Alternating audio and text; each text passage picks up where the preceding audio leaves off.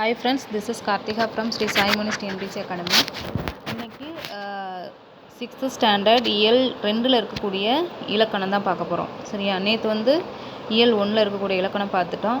இன்றைக்கி வந்து இயல் 2ல் இருக்கக்கூடிய இலக்கணம். இப்போ அதுக்கு முன்னாடி வந்து நேற்று நடத்தின இலக்கணத்தில் ஓரலாக கொஞ்சம் கொஸ்டின்ஸ் கேட்குறேன், நீங்களே சொல்லி பார்த்துக்கோங்க.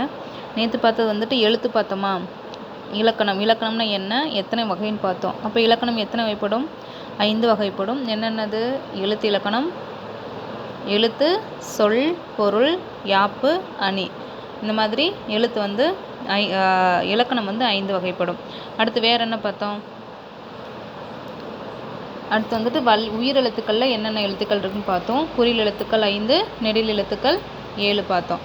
அதே மாதிரி மெய்யெழுத்துக்கள் வந்து மொத்தம் 18 எழுத்துக்கள் இருக்குது. அந்த 18 எழுத்துக்களை வந்து 3 வகையாக பிரிப்போம். ஒன்று வந்துட்டு வல்லினம், கசட தபர வல்லினம், ஞஞனமன மெல்லினம், எரள வளல இடையினம்.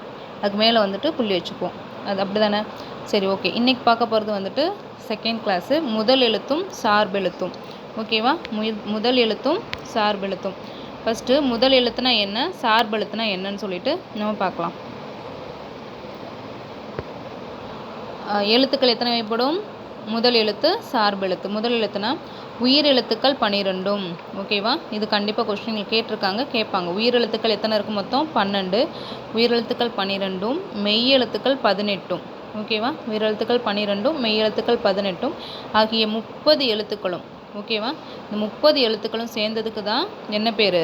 முதல் எழுத்து அப்படின்னு சொல்லிட்டு பேர். ஸோ முதல் எழுத்து அப்படின்னு என்னது? உயிரெழுத்து 12, மெய் எழுத்து 18 ஆகிய 30 எழுத்துக்களும் முதல் எழுத்துக்கள் அப்படின்னு சொல்லி நம்ம சொல்லுவோம். ஓகேவா? அடுத்து சார்பெழுத்துக்கள் அப்படின்னா கண்டிப்பாக இதுவும் 10 வகைப்படும். இதுவும் கேட்டிருக்காங்க கொஸ்டின். ஓகேவா? முதல் எழுத்துக்களை சார்ந்து வரும் எழுத்துக்கள் சார்பெழுத்துக்கள் எனப்படும். அது எத்தனை வகைப்படும்? உயிர்மை, ஆயுதம், உயிரளபடை, ஒற்றளபடை, குற்றியல் இகரம், குற்றியலுகரம், ஐகார குறுக்கம், ஔகார குறுக்கம், மகர குறுக்கம், ஆயுத குறுக்கம். ஓகேவா? அதாவது எத்தனை இருக்குது? மொத்தம் 10 இருக்குது சார்பெழுத்துக்கள். என்னென்னது? உயிர்மை, ஆயுதம், உயிரளபடை, ஒற்றளபடை, குற்றியல் இகரம், குற்றியலுகரம், ஐகார குறுக்கம், ஔகார குறுக்கம், மகர குறுக்கம், ஆயுத குறுக்கம். இதெல்லாம் என்னென்ன அப்படின்னு சொல்லிட்டு தனித்தனியாக நம்ம நெக்ஸ்ட்டு கிளாஸில் பார்ப்போம். ஓகேவா? அடுத்து உயிர்மை அப்படின்னு என்னது? உயிரெழுத்தும் மெய்யெழுத்தும் சேர்ந்து கிடைக்கும்ல. ஃபார் எக்ஸாம்பிள் வந்துட்டு நேற்றே ஆல்ரெடி சொன்னதான், இக்கு ப்ளஸ் இது வந்துட்டு மெய்யெழுத்து, இக்கு ப்ளஸ் ஆன்றது வந்து ஒரு உயிரெழுத்து. ஸோ இக்கும் ஆவும் சேரும்போது நம்மளுக்கு என்ன கிடைக்கும்? கா. இந்த கான்றது தான் உயிர்மை எழுத்து. ஓகேவா? ஸோ இது வந்துட்டு மெய்யெழுத்து, ஆன்றது உயிரெழுத்து. அப்போ இக்கு ப்ளஸ் அப்படின்றது கா. இதுதான் உயிர்மை எழுத்து அப்படின்னு சொல்லி சொல்லுவோம். இது கா அப்படின்றது பார்க்குறதுக்கு எப்படி இருக்குது? மெய்யெழுத்தோட வடிவமாக இருக்குது. கரெக்டு தானே? மெய்யெழுத்துடைய வடிவமாக இருக்கும். ஆனால் ஒலிப்பு வந்து எதை மாதிரி இருக்கும்? உயிரெழுத்து. அதே மாதிரி தான் இருக்குது. உயிரெழுத்தோட சவுண்டாக இருக்கும். சரியா?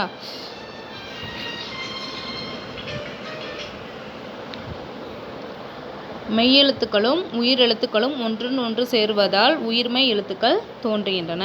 இந்த உயிர்மெய் எழுத்துக்கள் தோன்றும்போது அந்த வடிவம் வந்து மெய்யெழுத்தை ஒத்தி இருக்கும். அந்த சவுண்டு வருதுல்ல, அந்த சவுண்டு வந்துட்டு உயிரெழுத்தை ஒத்தி இருக்கும் அப்படின்னு சொல்லி சொல்கிறாங்க. அடுத்து பாருங்க.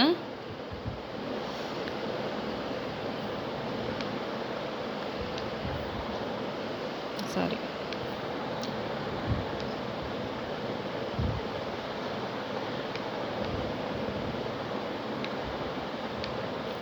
பென் எடுத்துக்கிறேன்.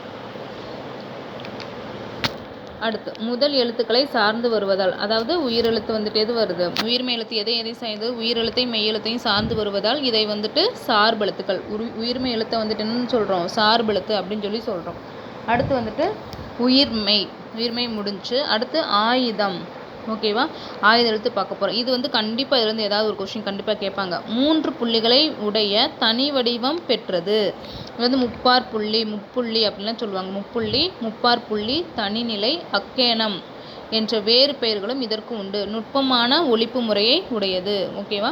தனக்கு முன் ஒரு வல்லின குறியில் எழுத்தையும், ஃபார் எக்ஸாம்பிளுக்கு வந்துட்டு ஏ இ கு, எக்கு அப்படின்னா இது வந்து இந்த ஆயுத எழுத்துக்கு முன்னாடி வந்துட்டு ஒரு உயிர் எழுத்தும், ஆயுத எழுத்துக்கு பின்னாடி வந்துட்டு ஒரு வல்லின குறில் எழுத்து.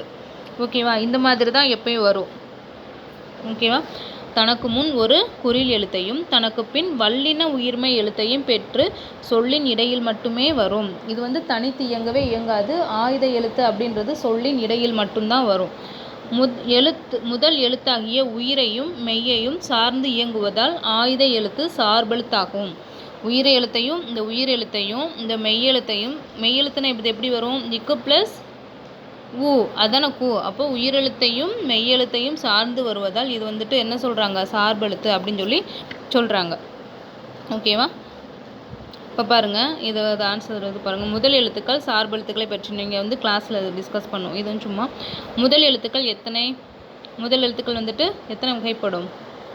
2. என்னென்னது? முதல் எழுத்துக்கள் என்ன இருக்குது? உயிரெழுத்துக்கள், மெய்யெழுத்துக்கள் ஆகிய 18 எழுத்துக்களும் உயிர் எழுத்துக்கள் 12, மெய் எழுத்துக்கள் 18 ஆகிய 30 எழுத்துக்களும் முதல் எழுத்துக்கள்னு சொல்லுவோம். சார்பெழுத்துக்கள் வந்து எத்தனை? சார்பெழுத்துக்கள் வந்து மொத்தம் 10 வகைப்படும். அது என்னது? உயிர்மெய், ஆயுதம், உயிரளபடை, ஒற்றளபடை, குற்றியலுகரம், குற்றியலுகரம், ஐகார குறுக்கம், ஔகார குறுக்கம், மகர குறுக்கம், ஆயுத குறுக்கம். ஓகேவா? ஸோ இதுதான் என்னையோடது இன்னைக்கான கிளாஸு. இது ஈஸியாக தானே இருக்கும். இந்த இலக்கணம் ரொம்ப ஈஸி தான். நான் சொல்கிற மாதிரி அழகாக நீட்டாக நீங்கள் நோட்டு போட்டு எழுதி வச்சுக்கோங்க. இன்றைக்கி நேற்று ஒரு கிளாஸ் போயிருக்கோம், இன்றைக்கி ஒரு கிளாஸ். ஸோ 2 கிளாஸ் வந்து கம்ப்ளீட் பண்ணிட்டோம். இலக்கணம் இது வந்து 6th ஸ்டாண்டர்ட் தான். சும்மா நீங்கள் இது பண்ணாதீங்க, இதுலேருந்து கொஸ்டின்ஸ் கேட்பாங்க. ஓகேவா? ஓகேப்பா, thank you. This is Karthiya from Shri Sai Munis TNPSC academy. Thank you.